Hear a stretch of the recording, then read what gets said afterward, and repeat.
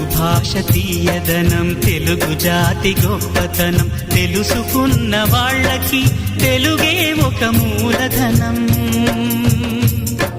తల్లి తండ్రి నేర్పినట్టి మాతృభాషరా, తెలుగు మరచిపోతే వాళ్ళని నువ్వు మరచినట్టురా, ఇది మరువబోకురా.